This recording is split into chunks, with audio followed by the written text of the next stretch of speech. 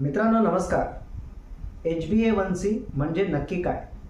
मित्रांनो, तुम्ही रोज आपल्या घराचा काय खर्च झाला आहे ते लिहिता, पण महिन्याच्या शेवटी आपल्याला असं कळतं की कधी कधी खर्च कमी झाला आहे तर कधी कधी खर्च जास्त झालेला आहे. आणि शेवटी आपण एक ॲव्हरेज या टोटल महिन्यामध्ये किती खर्च झाला याची आपण एक ॲव्हरेज काढतो. HbA1c म्हणजे देखील अगदी तसंच आहे. तर चला मग जाणून घेऊया HbA1c म्हणजे नक्की काय हे अगदी सोप्या आणि सरळ भाषेमध्ये. मित्रांनो, मधुमेहाच्या ट्रीटमेंटमध्ये दरवेळी आपल्याला डॉक्टर तुमची HbA1c काय होती हा प्रश्न नक्की विचारतात. तर HbA1c म्हणजे नक्की काय आहे ते आपण अगदी सोप्या भाषेमध्ये समजून घेऊया.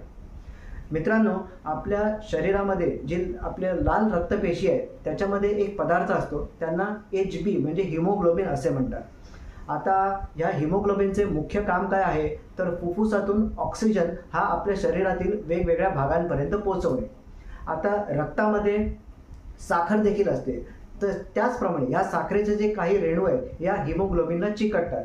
हे चिकटलेले रूप त्याला आपण ग्लायसिटेड हिमोग्लोबिन असे म्हणतो. आणि HbA1c हा त्या ग्लायसिटेड हिमोग्लोबिनचा एक प्रकार आहे.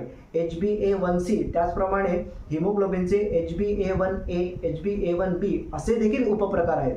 पण साखर हे मुख्यतः HbA1c ह्या प्रकाराला चिकटते, म्हणून आपल्याला HbA1cचा रिपोर्ट समजणे फार महत्त्वाचे आहे. आता आपण समजून घेऊया HbA1c 6%, 8% म्हणजे नक्की काय आहे. कल्पना करा, तुमच्याकडे एक 100 पानाची वही आहे आणि त्या 100 पानी वहींपैकी 6 पानांवरती तुम्ही काही ना काहीतरी लिहिलेले आहे. म्हणजे याचा अर्थ काय झाला की 100 पैकी 6% ह्याच्या ही वही तुमची भरलेली आहे. HbA1c म्हणजे देखील तेच आहे. आपल्या रक्तातील एकूण हिमोग्लोबिनपैकी किती हिमोग्लोबिनला साखर चिकटलेली आहे त्याचे प्रमाण म्हणजे HbA1c. कधी कधी ते 6% असते तर कधी कधी ते 8% असते. तर मित्रांनो, HbA1cचं प्रमाण ह्याचा अर्थ तुम्हाला आता नक्कीच कळला असेल हे मी गृहीत धरून चालतो. आता आपण जाणून घेऊया की ही HbA1c टेस्ट एवढी महत्त्वाची आहे का? तर उत्तर आहे हो.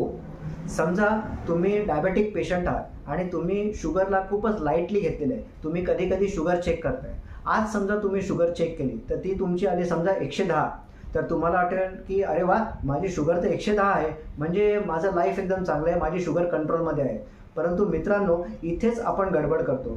आपल्याला शुगर ही एक दिवशी फक्त बघून कळणार नाही आहे. आपल्याला साधारण ती रोज चेक करायची आहे, कारण की ती आज 110 आली तर उद्या कदाचित 180, परवा 210 देखील येऊ शकते.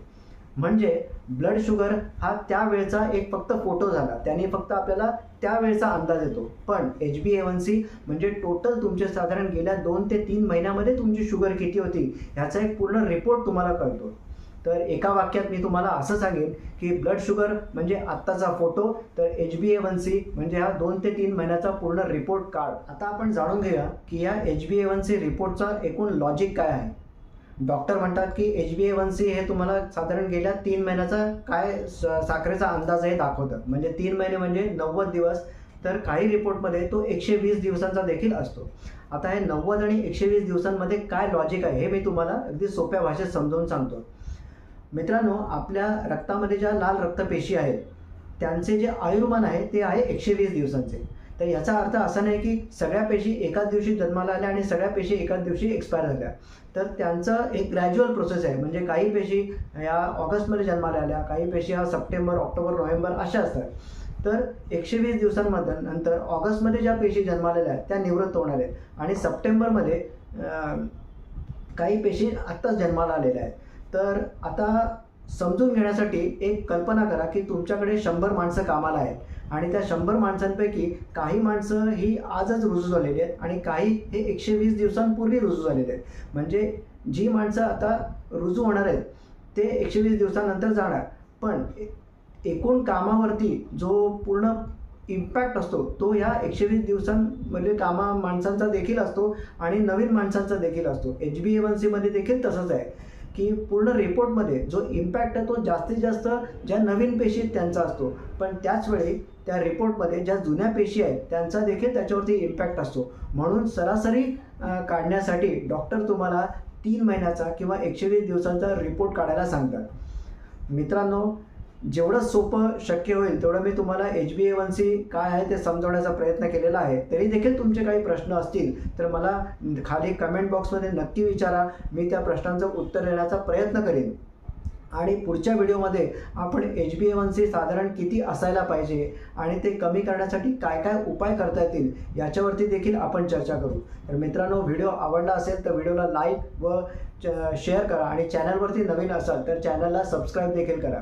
तर भेटूया पुन्हा एकदा पुढच्या व्हिडिओमध्ये. तोपर्यंत धन्यवाद.